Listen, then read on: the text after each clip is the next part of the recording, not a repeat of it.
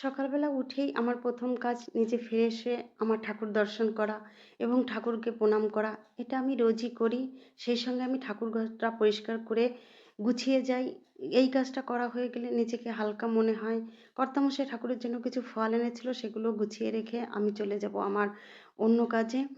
Online থেকে আমি কিছু জিনিস অর্ডার করেছিলাম, সেই জিনিসটাই এসছে, সেটাই আমি ছাদে নিয়ে আসছি। কারণ এইগুলো দিয়েই আমার কাজ আজকে সকালে। এই যে ড্রাগন গাছগুলো অনেক ডাল হয়ে গেছে, এই ডালগুলো রাখা যাবে না, তার জন্য আমি কাটতে চলে এসেছি। এতদিন আমি কাটতে পারিনি কারণ আমার এই কেচি ছিল না, সেই কেচিটা এসছে, আজকে আমি কাটতে চলে আসছি। আর এইগুলো আমি এবার লাগিয়েছি, কিন্তু এত সুন্দর হয়েছে আমার ড্রাগন গাছগুলো। আজকে আমি পুরো কেটে পরিষ্কার করে তবেই আমি গাছগুলোকে খাবার দিতে এসছি। তুলসী গাছের যদি মঞ্জুরি হয়ে যায় তো তুলসী গাছ ভালো হয় না, তার জন্য তুলসী গাছের মঞ্জুরিগুলো কেটে আজকে সব কিছুতেই সার দিয়ে দেব।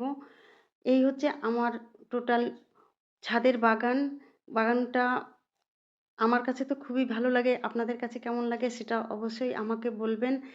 সেই সঙ্গে পুজো দিতে যেসব জিনিস লাগে, যেমন দূর্বা, তুলসী, সবই আমার ছাদে আছে এবং সবগুলোতেই আমি আজকে কেটে ছেঁটে পরিষ্কার করে এবং তারপরেই আমি খাবার দেব আজকে আমার গাছকে।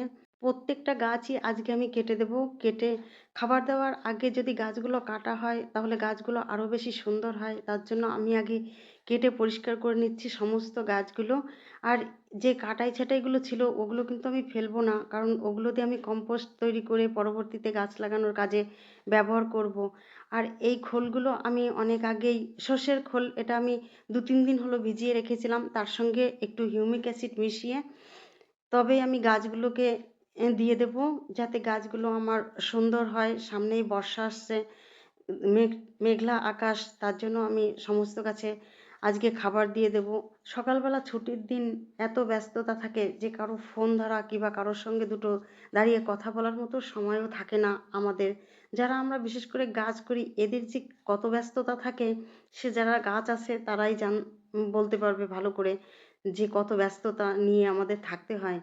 কারণ গাছ হচ্ছে একদম পুরো ছেলেমেয়ের মতো, তাদের যত্ন করতে হয়। ওদিকে নিচে কর্তামশাইও নিচের খাবারগুলো দিচ্ছে নিচের গাছগুলোতে, তারপরে চলে আসতে হয় রান্নাঘরে। রান্নাটা তো করাই লাগবে, কারণ খেতে খেতে হলে রান্না করতে হবে। তারপরে রবিবারের সকাল, রান্নাটা তো একটু ব্যস্ততাই করতে হয়। কারণ আজকে আমি রান্না করব ডাল, চিকেন কষা, সেই সঙ্গে ফ্রাইড রাইস করব। তারপরে আমার ছাদে যে গাছ হয়েছিল টমেটো গাছ, যেটা আপনাদের আমি দেখিয়েছি, সেই টমেটোগুলো আজকে আমি প্রথম রান্না করব। খেয়ে দেখব কেমন লাগে। তবে রান্না করে আমি একটু মুখে দিয়ে দেখেছিলাম, খুব সুন্দর হয়েছে খেতে। এত সুন্দর হয়েছে আমি ভাবতেই পারিনি যে এই টমেটো এত ভালো লাগে। সব মিলিয়ে আজকে রবিবারের সকালটা কাটালাম। আমার সম্পূর্ণ ভিডিওটা কেমন লেগেছে আপনারা অবশ্যই আমাকে কমেন্টে জানাবেন।